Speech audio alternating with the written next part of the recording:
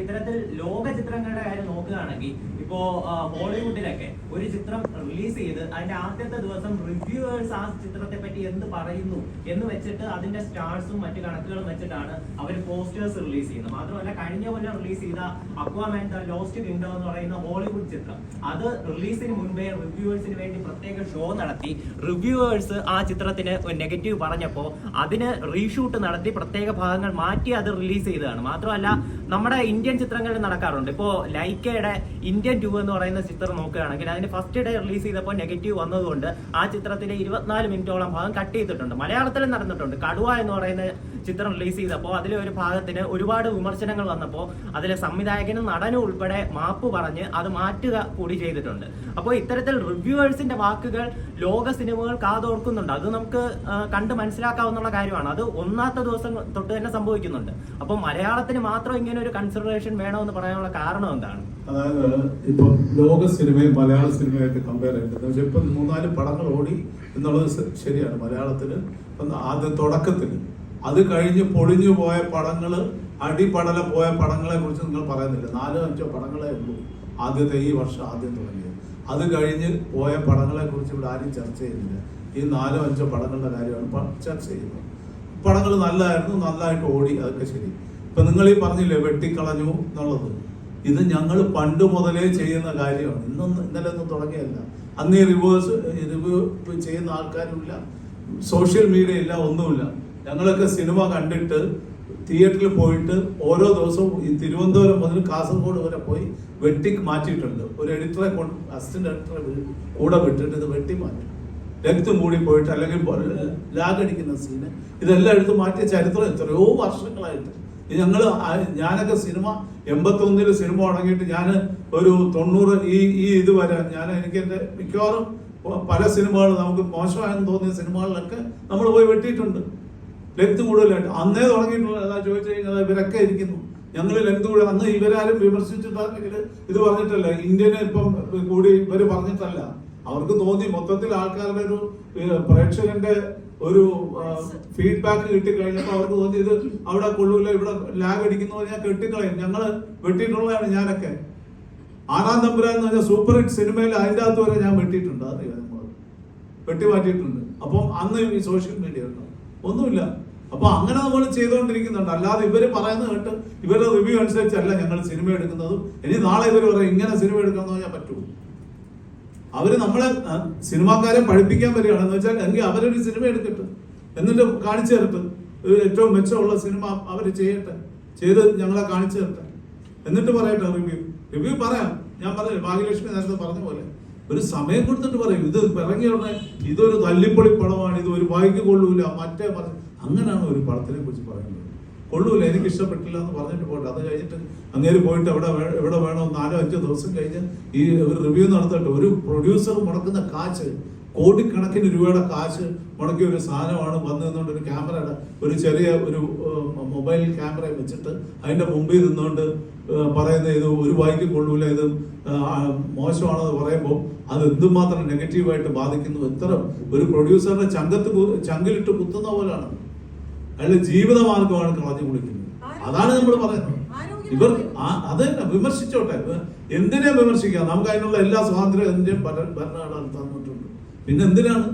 അതിന് സമയവും സന്ദർഭവും ഒക്കെ ഉണ്ടല്ലോ, അത് നോക്കി ചെയ്യട്ടെ.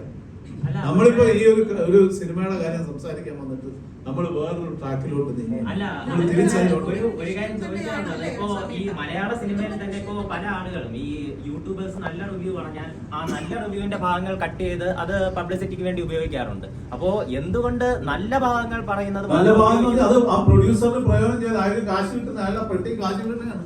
കോടിക്കണക്കിന് രൂപ മുടക്കിയിരിക്കുന്നതാണ്. ഈ വർഷത്തെ നിങ്ങൾ പറയുന്ന ഈ പടങ്ങള് 4-5 പടങ്ങൾ ഒഴിച്ചാലും പടങ്ങള് പൊട്ടിയ പടങ്ങൾ എടുത്തു കഴിഞ്ഞാൽ ഇപ്പുറത്ത് തൂക്കിയാൽ ഇതായിരിക്കും ഏറ്റവും കൂടുതൽ താന്നിരിക്കുന്നത്.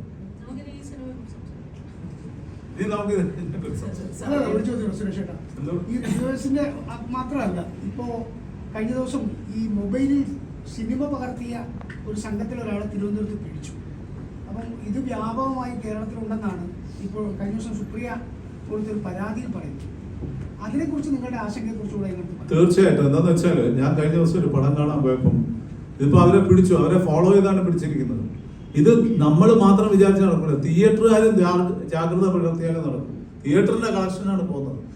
ഞാൻ കഴിഞ്ഞ ദിവസം ഒരു സിനിമ കാണാൻ പോകുമ്പോൾ ഞാനും എൻ്റെ ഫാമിലിയും പറയുമ്പോൾ ഫ്രണ്ടിലിരിക്കുന്ന 4 പേര് ഒരു തമിഴ് പടമാണ്. അത് തുടങ്ങുമ്പോൾ എടുത്തു വെച്ച് 4 പേരും അങ്ങ് ഷൂട്ട് ചെയ്ത് തുടങ്ങുക. 4 പേര് ഞാൻ ചാടി എണീറ്റ് ഞാൻ പറഞ്ഞു ഇവിടെ ചെയ്യാൻ ഒക്കില്ല എന്ന് പറഞ്ഞപ്പോൾ ഒരുത്തൻ എൻ്റെ അടുത്ത് പറയാണ് ഇതാ കൊണ്ടുപോയി കേസ് കൊണ്ടുവന്നു. ഒന്ന് ആലോചിച്ച് നോക്കണേ. ഞാൻ പറഞ്ഞു ഇപ്പൊ കാണിച്ചു തരാം, ഞാൻ ഇപ്പൊ പോലീസിനെ വിളിക്കും എന്ന് പറഞ്ഞപ്പോ ഞാൻ അപ്പൊ വിളിച്ചേനെ. വെറുതെ അപ്പോഴത്തേക്ക് അവർ നിർത്തിയിട്ട് ഇടയ്ക്കിടയ്ക്ക് എന്നിട്ട് പറയാണ് ഞങ്ങൾ വെറുതെ ഒരു ഷോട്ടേ എടുത്തുള്ളൂ.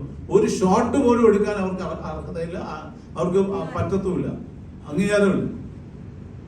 അത് ഓരോരുത്തരൊക്കെ ചെയ്യുക, അതിന്റെ കുറെ ക്ലിപ്പ് എടുക്കുക, എന്നിട്ടും ഇടയ്ക്കിടയ്ക്ക് ഇത് ചെയ്യുന്നുണ്ട്. പിന്നെ അവര് ഇന്റർവെല്ലിൽ എന്നെ കണ്ടതിന് ശേഷമാണ് അവർക്ക് മനസ്സിലായി ഞാൻ ഇന്നാരാണെന്ന് മനസ്സിലായതിനു ശേഷമാണ് അവർ പിന്നെ അത് മിണ്ടായിരുന്നത്. അപ്പൊ ഇത് എല്ലായിടത്തും നടക്കുന്നുണ്ട്. അപ്പൊ തിയേറ്ററുകാർ ഞങ്ങളിപ്പോ ഞാൻ മാത്രമല്ല തിയേറ്ററിലും പോയി നോക്കാൻ ഒക്കില്ല. തിയേറ്റർ കണ്ടുകൊണ്ടിരിക്കുന്ന പ്രേക്ഷകനും ഇതിനു വേണ്ടി ഒരു ഉത്തരവാദിത്വമുണ്ട്. ഇത് റിപ്പോർട്ട് ചെയ്യാൻ ഒന്നുമില്ലെങ്കിൽ തിയേറ്ററിലെ ഉടമസ്ഥന്റെ അടുത്ത് പോയി പറയാം.